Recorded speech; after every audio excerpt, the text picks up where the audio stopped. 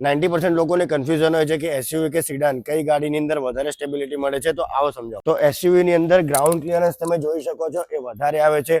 ગાડી ફાસ્ટ ચલાવો ત્યારે હવાનો જે ફ્લો છે નીચે જાય છે ને ગાડીને ઉપરની તરફ ખેંચે છે, તો ગાડી થોડી ઓછી સ્ટેબલ રહે છે. બીજી બાજુમાં તમે જોઈ શકો છો કે હેચકેન કે સીડાન હોય તો એનું ગ્રાઉન્ડ ક્લિયરન્સ ઓછું આવે છે, તો નીચે હવા ઓછી જાય છે અને ગાડીને ઉપરની તરફ ઓછી પુશ કરે છે, એટલે વધારે સ્ટેબલ રહે છે. બીજું રીઝન છે એરોડાયનામિક્સ. સીડાન ગાડીના જે એરોડાયનામિક્સ છે એ બહુ સારા હોય છે, પ્લસ એની ઉપરની જે ડિઝાઇન હોય છે એ નીચી હોય છે, જેના લીધે હવાનો ફ્લો ફટાફટ કપાઈ જતો હોય છે. અને સેમ વસ્તુ જ્યારે એસયુવી ની અંદર આપણે જોઈએ છીએ તો એના એરોડાયનામિક્સ સારા જ હોય છે, પણ એની અપર બોડી થોડી મોટી હોય છે, જેના લીધે હવાનો ફ્લો ગાડી સાથે અથડે તો ગાડી ટ્રેક થવાના ચાન્સીસ વધારે હોય. અને ત્રીજો પોઈન્ટ છે સેન્ટર ઓફ ગ્રેવિટી, એટલે કે એસયુવી ગાડીની હાઈટ વધારે હોય છે તો એનો સેન્ટર ઓફ પોઈન્ટ પણ ઊંચો હોય છે.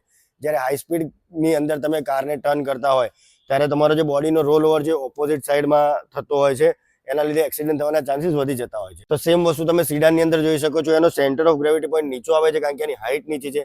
થોડી સ્પીડ પર જ્યારે તમે ગાડીને ટર્ન કરશો તો બોડીનું રોલ ઓવર ઓછું થશે અને એક્સિડન્ટ થવાના ચાન્સીસ ઓછા થઈ જાય છે. તો કોમેન્ટ કરીને જણાવો કે તમારી ફેવરેટ કાર કઈ છે, સીડાન, એસયુવી કે હેચબેક.